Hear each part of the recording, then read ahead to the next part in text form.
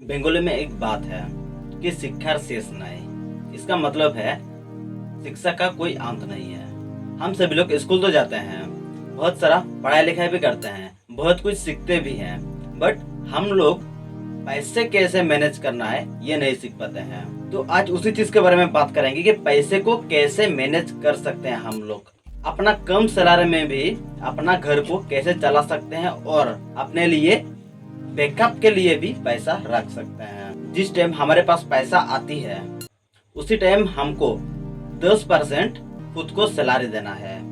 अगर 10,000 रुपया मिल रहा है तो उसका 10% मतलब 1,000 रुपया हमें अलग करके खुद को सैलरी देना है।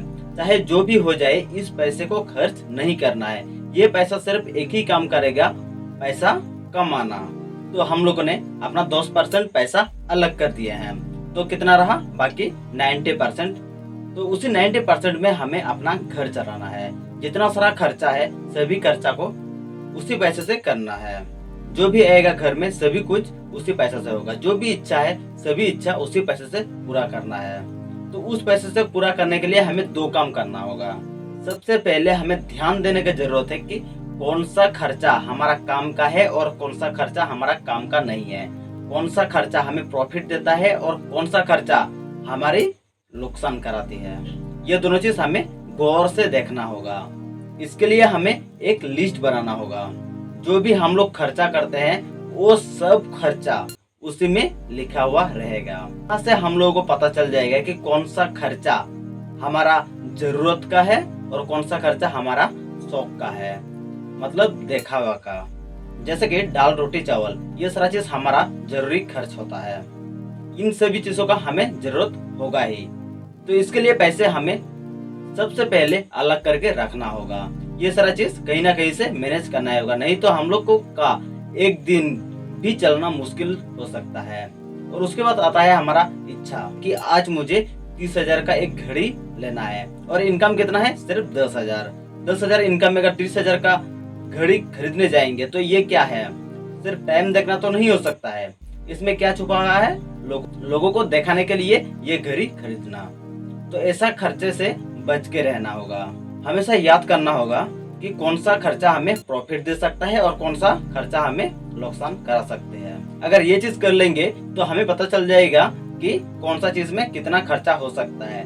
तो उसी हिसाब से हमें बजट बनाना होगा। कौन सा खर्चा ज्यादा हो सकता है या फिर कौन सा खर्चा घटाया जा सकता है, ये सारा चीज हमें पता चलने वाला है।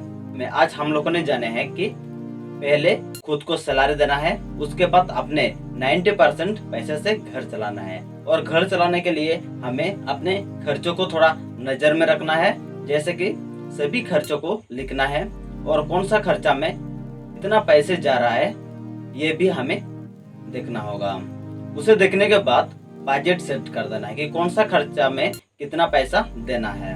और इस हिसाब से हम लोग अपना घर आराम से चला सकते हैं। हम लोग जो अपना पैसा रख रहे हैं वो क्या बन रहा है, हमारा आदत बन रहा है। अगर धीरे धीरे हम हर महीने अगर पैसे रखते जाएंगे तो कुछ समय के बाद हमारे पास थोड़ा संपत्ति रहने वाला है।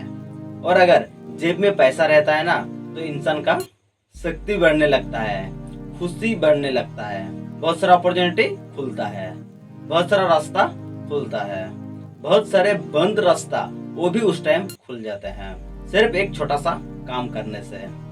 दोस्तों, हम लोग अपना जिंदगी तो नहीं बदल सकते, बट हम लोग अपना आदत को बदल सकते हैं। अगर आदत को बदलेंगे तो जिंदगी अपने आप बदल जाएगा।